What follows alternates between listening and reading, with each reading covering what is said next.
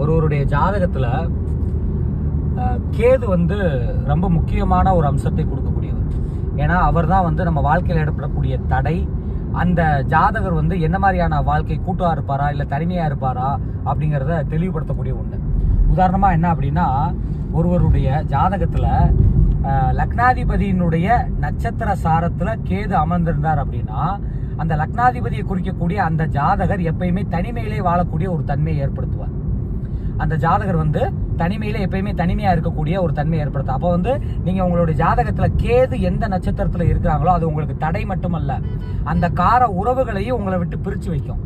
ஆனா கேது நிற்கக்கூடிய நட்சத்திரத்தையோ அல்லது கேதுனுடைய தொழிலை கொண்டவங்களுக்கு பாத்தீங்க அப்படின்னா அது அகத்துல அல்லாம புறத்துல, இப்ப உதாரணமா அது கேதுனுடைய நட்சத்திரத்துல அவர் அமர்ந்திருந்தார் அப்படின்னா மனைவியை பிரிக்காம சுக்கிரனுடைய நட்சத்திரமான கையிருப்பு பணத்தை அவங்களுக்கு எப்பயுமே ஒரு கையிருப்பு பணம் எப்பயுமே இல்லாத ஒரு நிலையை ஏற்படுத்துவார்.